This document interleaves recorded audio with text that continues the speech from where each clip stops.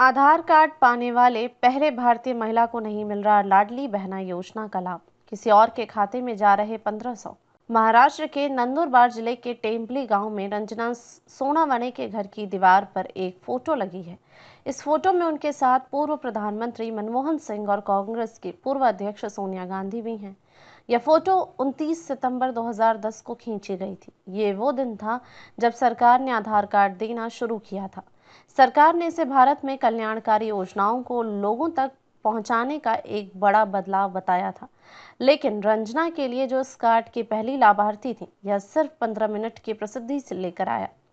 काश इससे उन्हें हर महीने मिलने वाले 1500 रुपए मिल पाते, जो उन्हें राज्य सरकार से मिलने चाहिए थे। लेकिन वो तो एक अलग ही कहानी है। महाराष्ट्र में 21 से 65 साल की उम्र की 2 करोड़ से ज्यादा महिलाएं मुख्यमंत्री माझी लाडकी बहन योजना के तहत हर महीने मिलने वाली राशि के लिए योग्य हैं।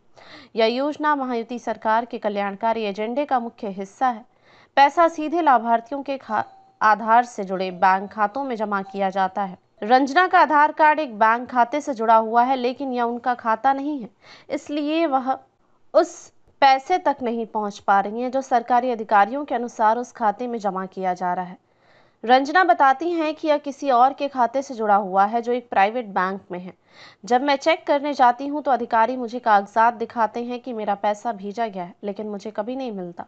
अब 54 साल की हो चुकी रंजना को 15 साल पहले अपने गांव में हुआ वो बड़ा कार्यक्रम याद है।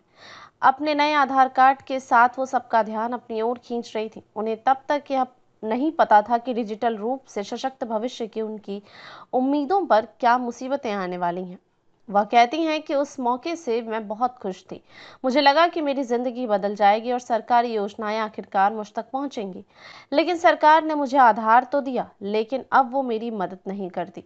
रंजना के परिवार की सालाना कमाई 40,000 रुपए है, इसलिए 3 बच्चों की मां होने के नाते उन्हें दिहाड़ी मजदूर के तौर पर काम करना पड़ता है, ताकि वो अपने पति 60 साल के सदाशिव के खिलौने बेचकर होने वाली कमाई में कुछ और जोड़ सकें। उनके 3 बेटे हैं, जिनमें से एक को एक प्राइवेट कंपनी में नौकरी मिल गई है, जबकि बाकी 2 पढ़ाई कर रहे हैं। वो कहती हैं कि मैंने अपने बेटों को पढ़ाने में तो सफलता हासिल कर ली, लेकिन उन्हें सरकारी नौकरी देने वाला कोई नहीं है।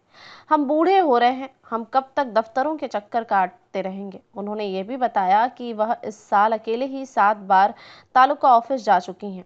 तो उन्होंने पुष्टि की कि रंजना या आधार कार्ड उनके नाम पर एक प्राइवेट बैंक खाते से जुड़ा हुआ है, लेकिन उन्हें यह नहीं पता कि लाडकी बहन योजना का पैसा उस खाते में क्यों नहीं दिख रहा है।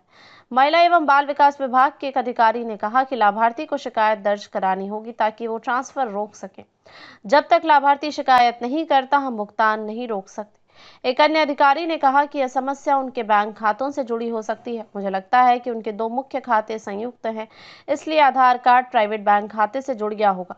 हमें नहीं पता कि उनका वही खाता नहीं है। शायद वह खाता नंबर आंगनवाड़ी सेविका ने दिया होगा जिसने उनका फॉर्म भरा था। हमें इसकी जांच करनी होगी।